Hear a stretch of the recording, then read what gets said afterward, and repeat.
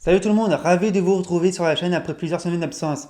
Il faut dire qu'avec la situation que nous connaissons actuellement, on n'a pas grand-chose à se mettre sur la dent en ce qui concerne la Formule 1 et le sport mécanique en général. Même si on a quelques nouvelles et que ça travaille dur en coulisses par un potentiel début de saison. Potentiel. Mais le sujet de la vidéo est autre, car si vous la regardez dès son jour de sortie, c'est-à-dire le 13 mai, eh bien oui, on est le 13 mai 2020. Et nous fêtons un anniversaire, et pas des moindres, c'est celui de la Formule 1. Vous vous souvenez de ce logo anniversaire qu'ils nous ont fait? Il est beau, hein? Je l'ai ressorti en impression 3D. Ah, c'était pas mal, mais bon, voilà, la fête a été gâchée par un invité surprise. Ah. Et à cette occasion, dans cette vidéo, je vous propose de parler de la première saison de Formule 1. Mais surtout, de l'avant Formule 1. Parce que non, ce championnat que nous connaissons depuis très longtemps, que nous suivons passionnément, il n'est pas arrivé comme ça en claquant des doigts. Non, c'est pas possible. Il y a eu un avant Formule 1, je vous l'ai dit. Il y a eu des voitures, des grands prix, des pilotes, des règlements. Et c'est pour ça que je vous propose un retour dans le passé de notre sport favori. Bienvenue dans le débriefing des Formule 1. Moteur.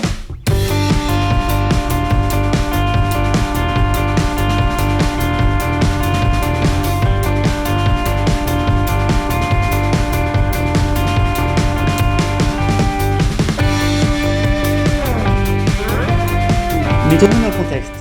Le monde sort d'une deuxième guerre mondiale bien plus dévastatrice que la première. La liberté reprend ses droits et la vie veut retrouver son cours normal. La première chose qui va aider, ça va être des événements qui vont rassembler du public, comme les événements sportifs par exemple.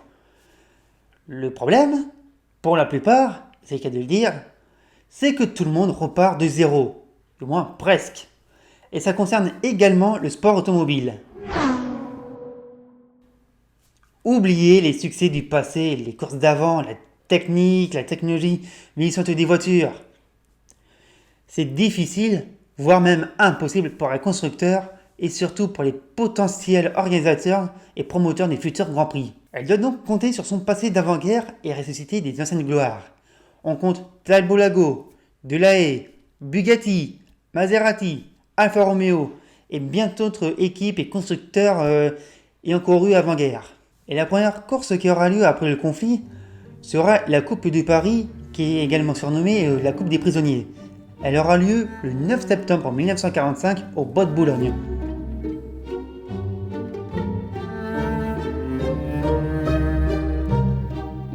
Et elle sera remportée par Jean-Pierre Vémille sur Bugatti, devançant son compatriote Raymond Sommer sur Alfa Romeo. Les Grands Prix retrouvent la lumière du jour. Elles sont presque tous organisées en Europe, surtout en France comme à Paris, Marseille, Nantes ou Lille. Dans le calendrier des Grands Prix, 3 courses sont désignées comme grandes épreuves comme à l'époque du championnat d'Europe des pilotes avant la guerre. Ce calendrier des grandes épreuves évoluera jusqu'en 1949 en accueillant d'autres courses. Les courses ont lieu principalement en ville et des pilotes de renom courent. Avec Jean-Pierre Vémille et Raymond Sommer déjà cités, on peut retrouver Louis Chiron, Tasio Nuvolari, Louis Rosier, Maurice Trintignant, Luigi Villoresi, Giuseppe Farina, Alberto Ascari, le Prince Bira et autres. Si on devait établir un championnat par rapport aux résultats de cette année 1946, ce serait le Français Raymond Sommer qui serait couronné avec 5 victoires en Grand Prix, devant son compatriote Vémille qui en compte 3. Du côté des constructeurs, c'est une domination italienne. Maserati et Alfa Romeo se partagent les victoires, laissant quelques miettes à English Racing Automobile et Bugatti. En 1947, des circuits font leur retour dans le calendrier des courses, comme Spa-Francorchamps, Reims-Gueux, Pau, Linas-Montlhéry, qui seront rejoints les années suivantes par Monaco, Zandvoort, Goodwood, Monza. Et le 20 octobre 1948, le British Grand Prix se dispute sur l'ancien aérodrome militaire de Silverstone, reconverti en circuit.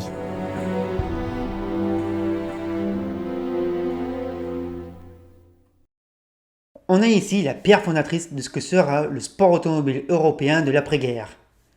Les pilotes, les voitures, les circuits. Et il n'y a pas que les Européens qui sont bons aussi en sport mécanique. Il y a les Américains, mais eux, ils préfèrent rouler de leur côté. Ils ont même leur championnat respectif. Mais du côté de l'Amérique latine, on commence à regarder du côté du vieux continent. Et ça se comprend. Il faut dire que l'Argentine et le Brésil ont également repris les Grands Prix depuis 1946, et les pilotes européens viennent donc chercher une nouvelle concurrence et de nouveaux succès.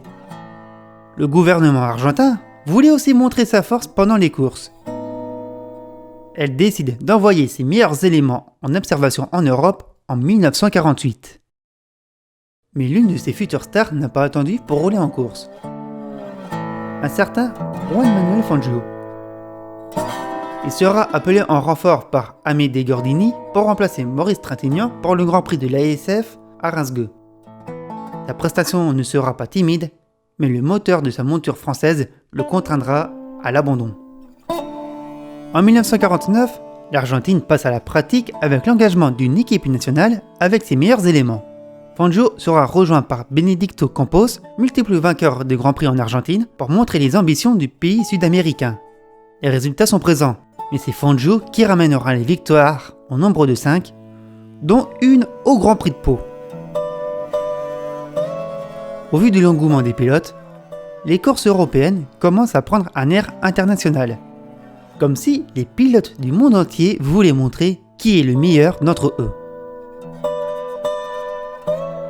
C'est pour cela que les officiels qui réglementent les Grands Prix vont mettre en place un championnat du monde des conducteurs qui débutera en 1950. Depuis le début de la vidéo, je vous parle des courses, mais pas des coulisses. Alors quand les Grands Prix ont repris, les concurrents, bien sûr, ont été soumis à une réglementation technique et sportive. Cela va de soi, vous me direz, mais tout cela est géré par un seul et même organisme, et on le connaît.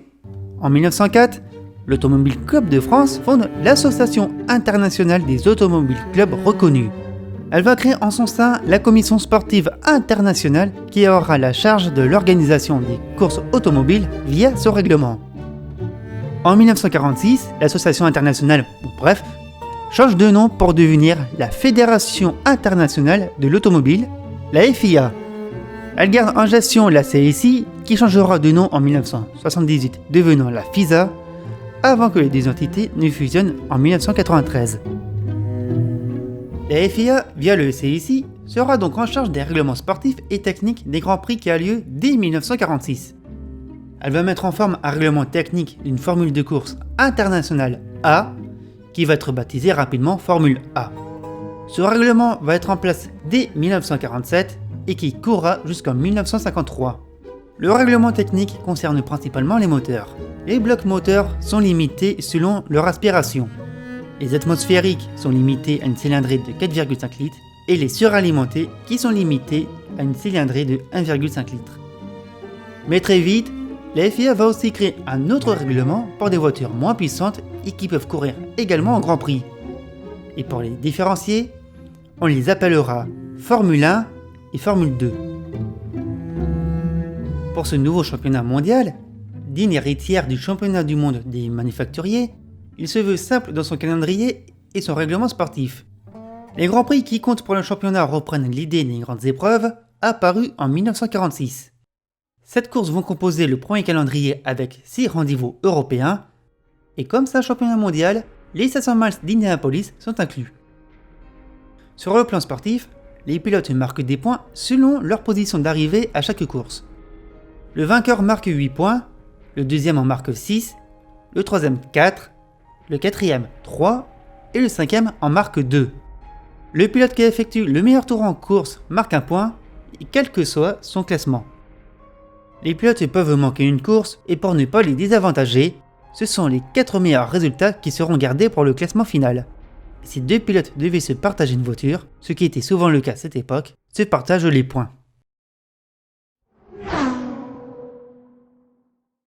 La première course du championnat du monde se déroule à Silverstone.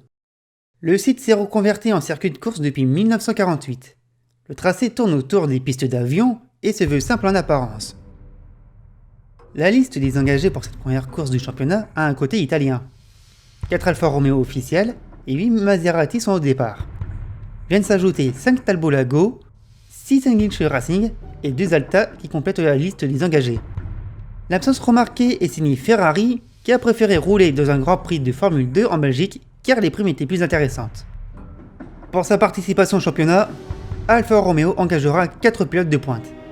Fangio et Farina, qui seront rejoints par Luigi Fagioli et Greg Parnell. En qualification, les voitures milanaises scrutent les premières places.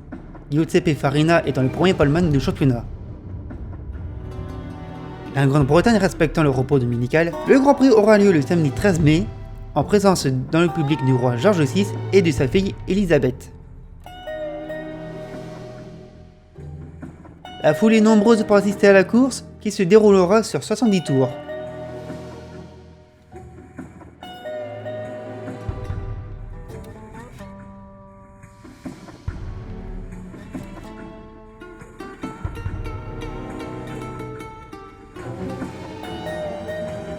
Mais ce sera une promenade de santé pour Alfa Romeo qui scrutera le podium, avec Giuseppe Farina sur la plus haute marche. Seule ombre à cette réussite italienne, l'abandon de Fangio à quelques tours du terme.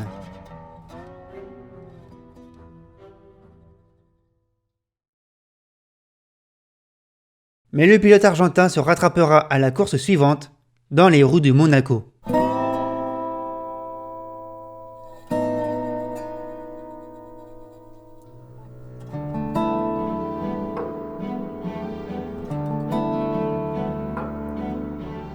Cette fois, Ferrari répond présent avec Ascari, Villoresi et Sommer. Fangio va dominer la course, bien aidé par un carambolage au bureau de tabac causé par Farina. 9 voitures abandonnent dans l'incident. L'Argentin devance avec un tour d'avance Ascari et le local Louis Chiron sur Maserati. A noter que ce sera l'unique podium pour un pilote monégasque en Formule 1 jusqu'en 2019. Le troisième rendez-vous se passe outre-Atlantique pour les 500 miles d'Indianapolis.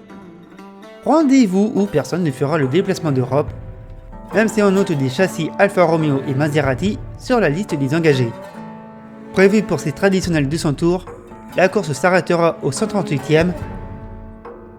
Johnny Parsons remportera la course, son unique victoire sur l'ovale de l'Indiana et en Formule 1.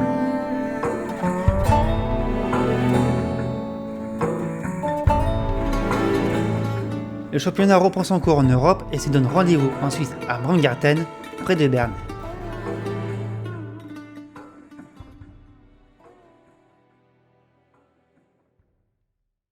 Ce sera de nouveau une domination Alfa, Fangio et Farina se partageant la tête de course.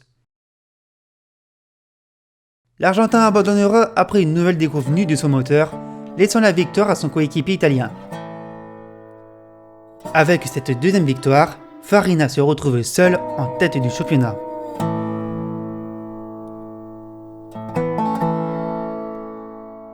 Le rendez-vous suivant se tient en Belgique sur le tracé de Spa-Francorchamps.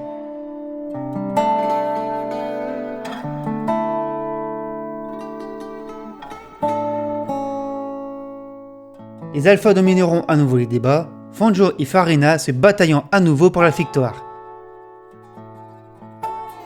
Mais cette fois, c'est l'Argentin qui triomphera devant son coéquipier Fagioli. Farina est encore en tête de classement, et Fangio ne perd pas espoir pour un titre, parce que oui, la fin du championnat officiel commence à approcher.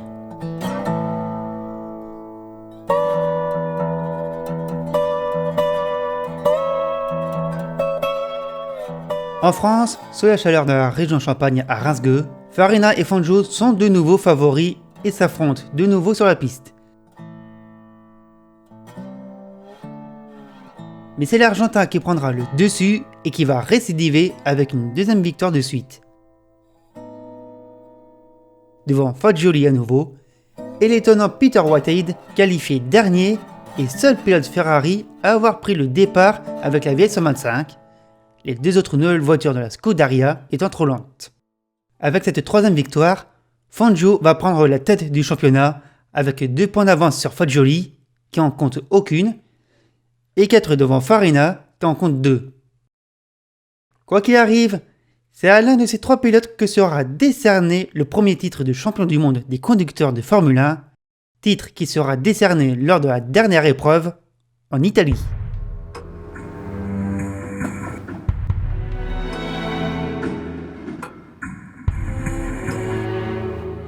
Ce dernier rendez-vous du championnat se déroule début septembre. Entre-temps, Fangio s'est imposé à Pescara et Farina de nouveau à Silverstone, devant Fangio d'ailleurs. La ferveur est grande dans la banlieue de Milan. Alfa Romeo, Ferrari et Maserati vont engager plus de voitures que d'habitude, puisque l'on compte une vingtaine de monoplaces italiennes sur la liste des engagés. Farina peut être titré devant son public, et Fangio doit tout faire pour le battre. Il va déjà donner le ton en qualification avec une avance d'1 dixième sur la Ferrari d'Ascari. Farina sera alors 3ème à moins de 2 secondes. Mais l'avantage sera de courte durée pour l'Argentin, car son coéquipier prendra un meilleur départ et s'envolera en tête de la course. Ascari est 2ème et Fangio juste derrière, et il veut faire tout son possible pour rattraper son retard. Et par 2 fois, la mécanique lui jouera des tours. La boîte de vitesse de sa voiture va casser au 23ème tour. En rentrant au stand, on pense que c'en est fini pour lui. Mais il va prendre la place de son coéquipier Piero Taruffi, alors 2ème à ce moment de la course. Fangio revient aux affaires. Il peut encore marquer des points, même s'il doit les partager avec Taruffi. Et malheureusement, après 9 tours, le moteur de l'Alfa rendra l'âme. Fangio abandonne définitivement, laissant la victoire et le premier titre de champion du monde à Giuseppe Farina à l'âge de 43 ans.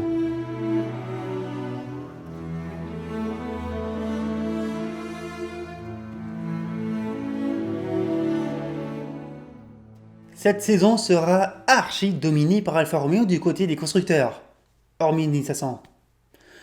En fait, le plus remarquable sera de l'avoir fait avec une voiture vieille de 13 ans, qui aura connu la gloire avant et après le conflit. Et surtout qui sera sans cesse améliorée au fil des courses, que ce soit par les victoires comme par les défaites. L'Alfa Romeo 158, dite Alfette pour ses dimensions réduites, fut conçue en 1937 dans les ateliers de la Scuderia Ferrari. À la reprise des courses après la guerre, la 158 retrouve la piste et Alfa la fera évoluer constamment. La voiture accueille un moteur V8 de 1,5 litre suralimenté d'un compresseur. Développant 181 chevaux à ses débuts, le V8 atteindra 350 chevaux en 1950, ce qui est une belle progression pour l'époque.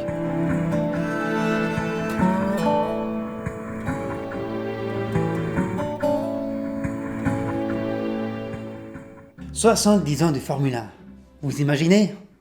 Qui pourrait se vanter d'avoir suivi toutes les courses depuis cette date? À part Michel Drucker. C'est encore à ce jour le plus vieux championnat automobile qui est géré par la FIA. Elle aura traversé le temps, les époques, les modes, les succès, les critiques, les scandales. Il y a tant de choses à dire sur ce sport. Entre son âge, bien sûr, les plus de 1000 courses, ses champions, ses équipes, il y a plein de choses à dire. Plein de choses. Avant de vous quitter, merci d'avoir regardé cette vidéo. N'hésitez pas à la commenter, à la partager. Vous pouvez aussi suivre le débriefing sur la chaîne et Twitter. C'est surtout là, en ce moment, où je suis plus actif. Et on se retrouve bientôt pour un autre sujet ou pour un débriefing de course, qui sait. Portez-vous bien d'ici là. Merci, bravo et à bientôt.